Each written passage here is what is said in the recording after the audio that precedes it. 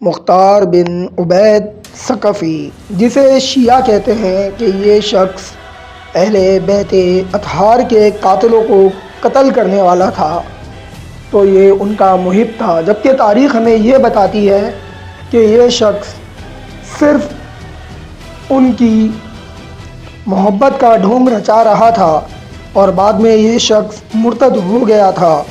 تاریخ کے حوالوں سے مختار بن عبید ثقفی کی شخصیت کیا تھی، اس سے پہلے 2 ویڈیوز میں آپ میرے چینل پر دیکھ سکتے ہیں، یہ اس کا آج تیسرا حصہ ہے۔ میرے چینل پر ناظرین، اگر آپ نئے ہیں اور آپ نے ابھی تک میرے چینل کو سبسکرائب نہیں کیا تو میرے چینل کو سبسکرائب کر لیجئے تاکہ 500 سبسکرائبر جلد مکمل ہو جائیں۔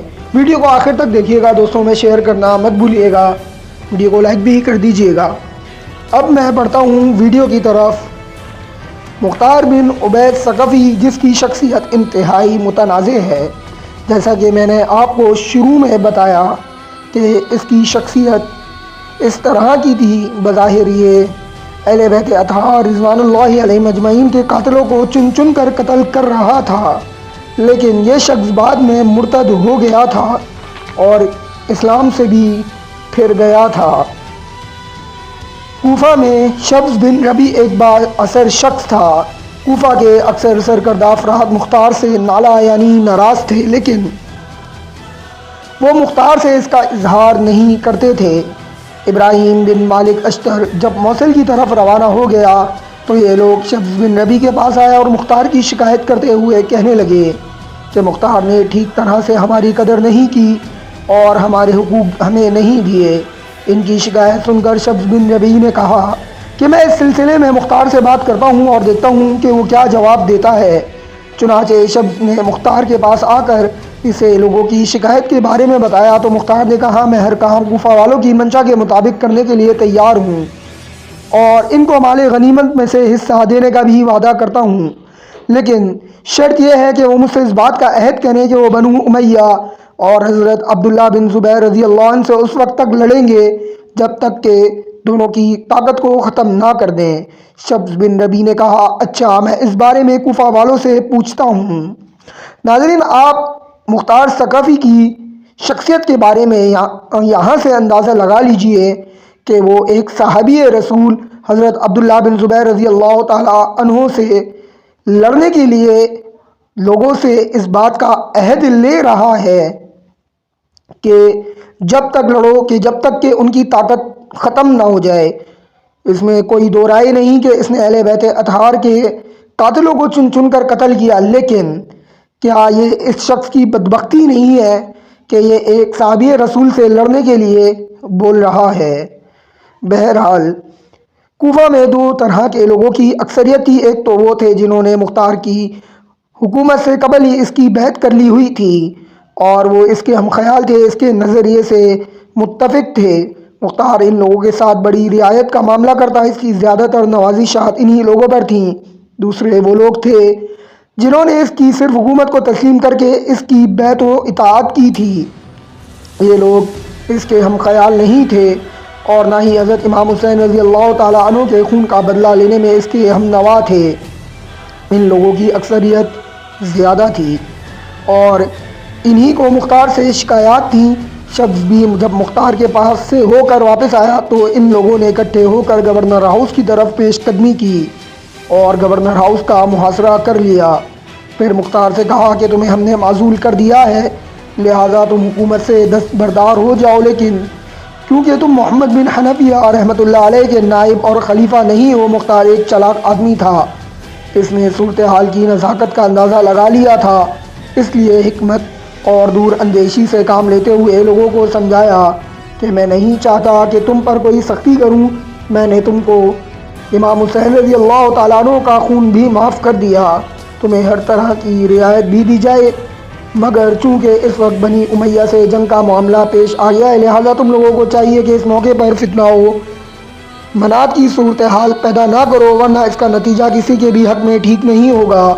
اس وقت تم لوگ واپس جاؤ اور اس بارے میں خوب غور و خوض کرو کہ جس کام کو تم کرنا چاہ رہے ہو اس کے نتائج تمہارے لیے اچھے نہیں ہوں گے۔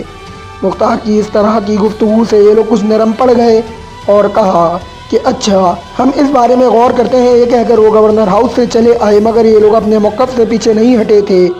انہوں نے مختار کو دھوکہ دینے کی غرض سے واپسی کی تھی۔ ان کا مقصد یہ تھا کہ ابراہیم بن مالک جو فوج لے کر موصل کی طرف روانہ ہو گیا تھا وہ کوفہ سے مزید دور ہو جائے تاکہ اس کی فوری واپسی کا خطرہ نہ رہے۔ اس دوران وہ مضبوطی سے اپنا کام کر لیں، مگر مختار بھی چونکہ بڑا ہوشیار اور معاملہ فہم آدمی تھا، اس نے کوئی بھی وقت ضائع کیے بغیر فوراً ایک تیز رفتار سانڈنی پر اپنا قاصد روانہ کر دیا کہ جتنی جلدی ممکن ہو اپنے آپ کو کوفہ میں پہنچاؤ۔ مختار نے محسوس کر لیا تھا کہ ابراہیم بن مالک کی غیر موجودگی سے مخالفین فائدہ اٹھا سکتے ہیں۔ قاصد کو روانہ کرنے کے بعد مختار گورنر ہاؤس میں اپنا دفاع مضبوط کر کے بیٹھ گیا۔ اگلے روز لوگوں نے پھر گورنر ہاؤس کا محاصرہ کر لیا، جبکہ تیسرے دن ابراہیم راستے سے ہی پلٹ کر اپنی فوج کے ہمراہ کوفہ میں داخل ہو گیا اور گورنر ہاؤس کی طرف بڑھا۔ مختار ثقفی نے اسے تمام حالات پہلے سے ہی لکھ بھیجے تھے، چنانچہ اس نے ان لوگوں کو قتل کرنے کا حکم دے دیا جو مختار کی مخالفت میں باہر نکلے تھے۔ دوسری طرف سے کوئی خاص مزاحمت نہیں ہوئی۔ اس قدر قتل و غارت گری ہوئی کہ کوفہ کا شاید ہی کوئی ایسا گھر بچا تھا جس میں ایک، دو یا زیادہ آدمی قتل نہ کیے گئے ہوں۔ بہاوالا تاریخ اسلام۔